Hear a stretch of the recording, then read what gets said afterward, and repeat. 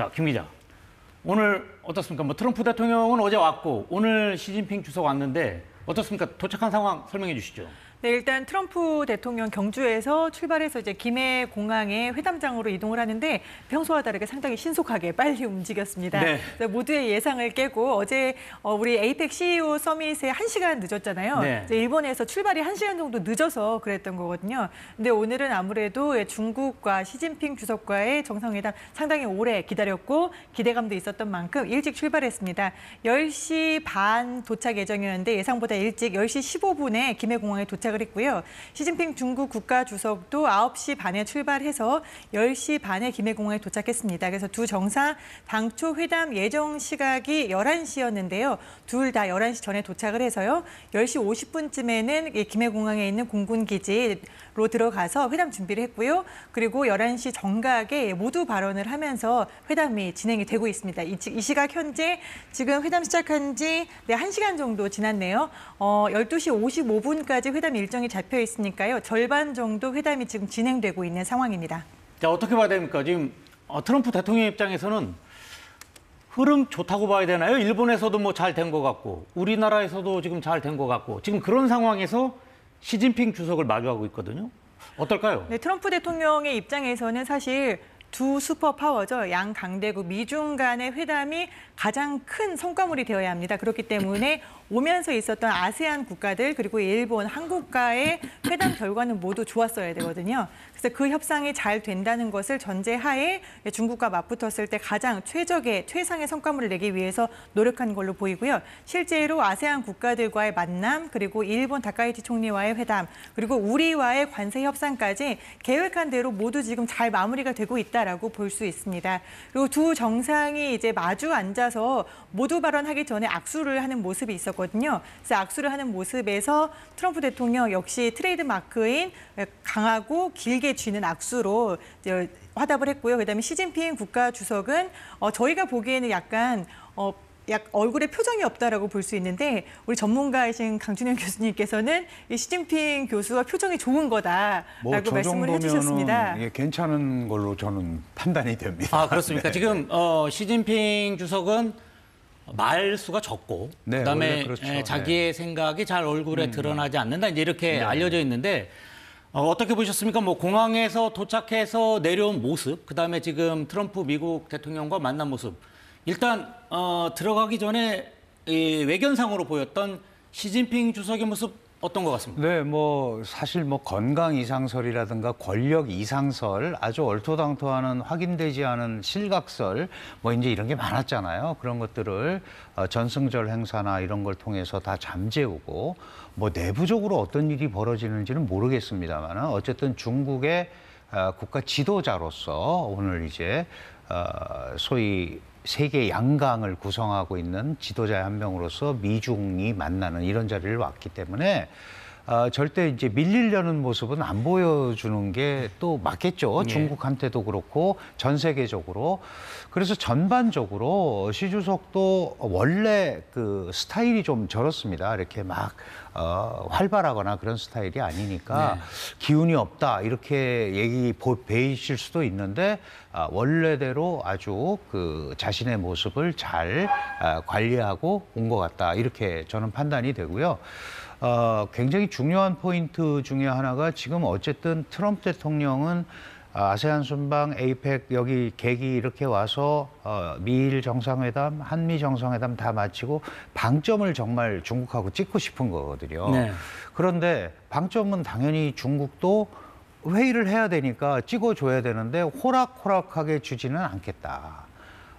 밀리면서 이렇게 주지는 않겠다라는 생각을 갖고 있는 거죠. 그러니까 관세 협상은 오히려 이번에는 그게 포인트 같지만 그거는 이미 어느 정도 쿠알라룸푸르 합의를 통해서 해갖고 온 게 있거든요. 그러면 그 얘기를 하면서 아마 그 공급망 재편, 주변 질서 이런 얘기들을 더 오히려 많이 하지 않을까 이렇게 생각이 됩니다. 지금 교수님의 그런 말씀에서 나오는 내용이 이제 과거에 중국이 미국을 대했을 때는 약간 좀 수세적인 입장이었다. 뭐 그렇게 했는데 네. 이번에 중국이 미국을 대하는 모습은 과거와 다르게 좀 공격적이다. 그래서 적극적으로 자기의 그 국익을 앞세우기 위해서 미국과 맞선다. 뭐 이런 평가도 많았는데 예, 이런 부분은 어떻게 실제로 생각하십니까? 그렇습니다. 지금까지 그 미중 관계를 보면 사실은 뭐 이 G2라고 표현은 합니다만은 미국은 이쯤 있고 중국은 이쯤 있는 거거든요. 다른 데가 더 낮아서 그렇죠.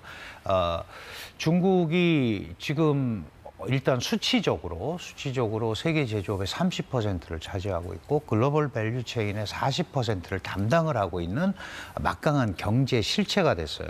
그런데 이런 걸 가지고 소위 이제 군사력에 투사하고 인민폐 국제화를 시도하고 사이버 안보 쪽에 사이버 과학 기술을 아주 첨예하게 따라오고 이런 것들이 이제 미국 입장에서 보면은 다 불편한 거거든요. 네. 그런데 이런 부분에 대한 미국의 압박에 대해서 중국은 그전에 미국이 하는 거 이상을 넘어가지는 않았어요.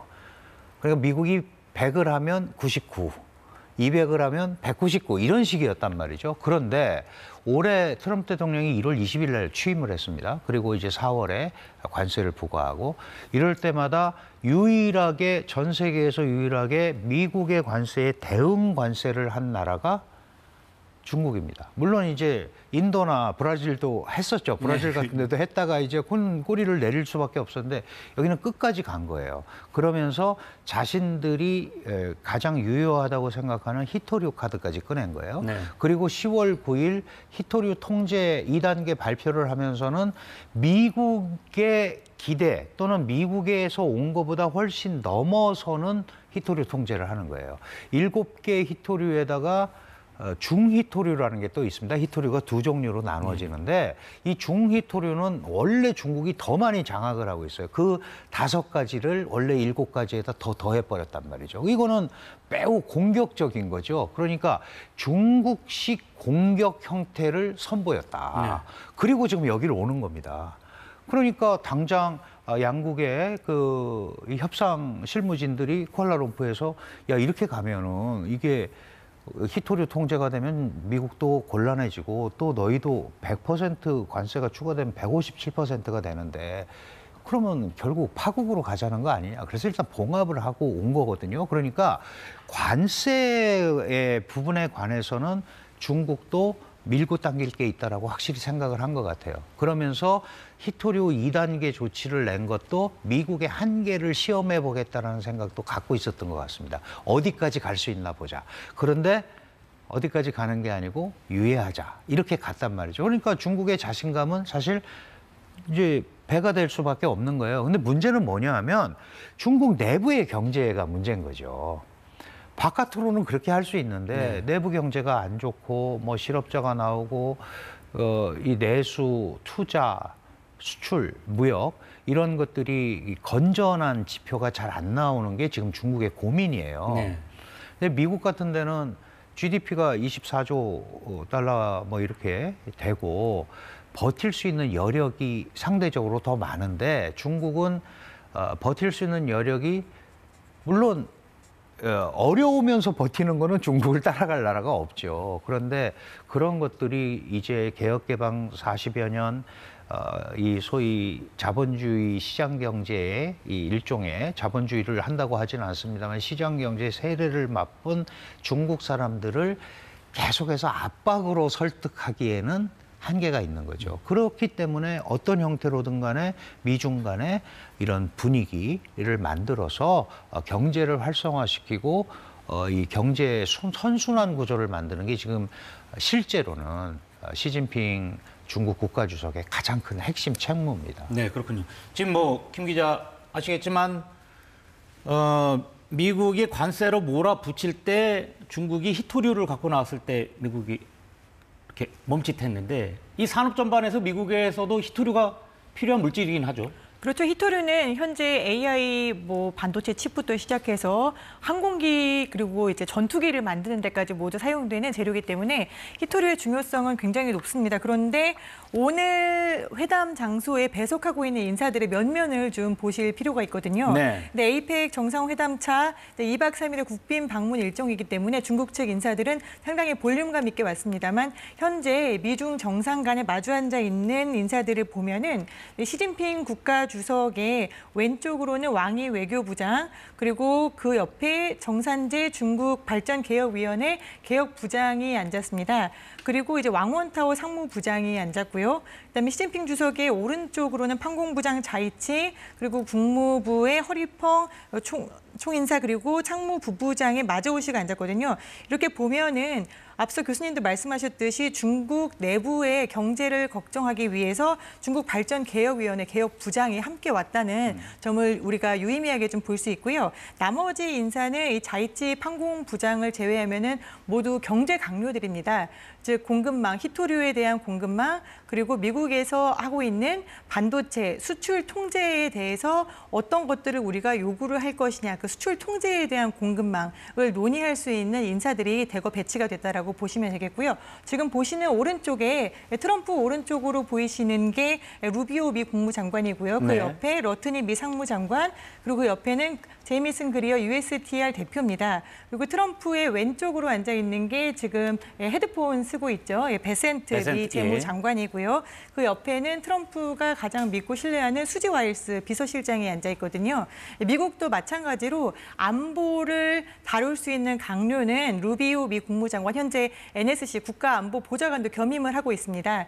이제 루비오 미 국무장관을 제외한 나머지 인사들은 모두 경제 강료들입니다. 특히 러트니 미 상무장관과 베센트 미 재무장관은 관세 협상을 두 쌍두마차로 이루어서 하고 있는 중이거든요. 그렇기 때문에 미국과 중국 모두 다 이번 미중 회담, 무역 전쟁, 기술 경쟁, 또 안보, 양안 관계, 군비 경쟁 여러 가지 의제가 있을 수 있겠습니다만은 첫 번째 방점을 두고 있는 거는 경제다. 그리고 양쪽에서 원하는 것들, 한쪽은 히토류에 대한 수출 통제 유예하는데 찔끔찔끔 유예하지 말고 확실하게 1년 이상 유예해달라라는 조건. 그리고 중국 쪽에서는 우리가 첨단 기술 아직 따라잡으려면 멀었는데 AI 반도체, 그리고 반도체 기업 수출 통제, 지금 미국이 중국에 대항해서 수출 통제를 하고 있는 반도체 기업들이 3,000개 가량 됩니다. 네. 그 3,000개 가량의 반도체 기업들이 전부 중국과 거래를 못하고 있는 거예요. 그것 좀 어떻게 좀 풀어달라라는 게 어떻게 보면 양국 산업에서 중국의 경제도 살릴 수 있고 미국의 경제도 살릴 수 있는 두 가지 중요한 이슈입니다. 그리고 배석한 강료들 면면이 그러한 양국의 의중을 반영하고 있다, 이렇게 보시면 되겠습니다. 네, 교수님, 김 기자가 각각의 나라 입장에서 필요한 부분을 언급을 했는데 교수님 보시기엔 어떻습니까? 시진핑 주석 한국까지 왔는데 트럼프 미국 대통령을 만났어요. 무엇을 가장 가져가고 싶은가요? 네, 지금 일단 기본적으로 양국이 어쨌든 관세로 계속 이제 협상을 해왔잖아요. 네. 그러니까 그거에 대한 어떤 형태로든 간에 방점을 찍는 게 중요하죠. 그거는 세계 지도국으로서 전 세계에 미중이 더 이상 이 소위 상황을 악화시키는 국가는 아니다라는 메시지를 발출하는 게 매우 중요하거든요. 이제 그런 부분을 이제 초점을 좀 맞출 거고, 지금 김 기자님께서 잘 설명을 해주셨는데 이제 주목할 만한 부분이 대부분 이제 상무 라인이에요. 네. 상무 라인인데. 아까 말씀드렸다시피 그 서열 5위 차이치 베이징시 시장을 했고 시진핑 주석의 친구입니다. 이 사실은 중앙판공청 주임이라고 하고요. 우리가 정치국 상무위원은 7명인데 그 시진핑 주석도 정치국 상무위원회 1인입니다. 거기에 이제 최고 수장을 총석이라고 하고, 그거는 이제 당 쪽이고, 행정부에 와서는 이제 국가주석을 하는 거거든요. 네. 근데 이 정치국 상무위원 7명을 중국에서는 국가급 지도자라고 합니다. 그러니까 밑에 지금 왕이 부장이라든가, 왕원타오라든가, 그거보다는 격이 훨씬 높은 거죠. 전부 총리급입니다. 예를 들면 이제 급으로 굳이 설명을 드리자면 총리급 이상의. 그런데 이 차이치를 왜 주목을 해야 되냐면 초기에 미중 무역 협상을 하면서 중국이 이게 이런 얘기를 했어요. 여기서 아무리 협상을 잘 해갖고 가도 트럼프 대통령이 쭉쭉 긋고 다시 해 그러면 다시 하는 거 아니냐. 그러면 누가 신뢰할 수 있는 사람이 있어야 되는 거 아니냐. 그랬더니 미국이 카운터 오파를 했어요. 그럼 너희도 차이치를 데리고 나와라. 이렇게 해서 그래 나오는 거예요. 그러니까 실제로는 미국의 그 NSC 보좌관 뭐 그 하여간 그런 급으로 지금 나와 있는 겁니다. 여기에 그만큼 시진핑 주석의 신망을 받고 있다라고 생각을 하기 때문에 이 차이치라는 사람을 주목을 할 필요가 있어요. 그 다음에 왕이 외교부장은 이제 정치국원이면서 외교부장이거든요. 정치국원도 중국 서열 이번에는 24명까지인데 24위 안에 드는 사람입니다. 다른 부장들은 거기에 못 들어가는 부장들이 많아요. 네. 장관급들은. 그러니까 이게 이제 전랑 외교의 대명사처럼 왕이 부장이 돼 있잖아요. 그리고 물론 이제 지금은 그거를 상당히 내려서 전랑 외교를 더 이상 늑대 전서 외교 안 한다고 하지만 어쨌든 왕이 외교부장이 나오고 차이치가 왔다라는 것은 상무 라인 가운데 물론 저쪽도 루비오가 있어요. 네. 상무 라인 가운데 지금 다른 부분에 대한 얘기도 이번에 조금 더 해보자. 타이완 문제라든가 뭐 이제 이런 얘기를 조금 더 해보고 싶은 생각을 갖고 온 거 아닌가 이제 그렇게 저는 판단을 합니다.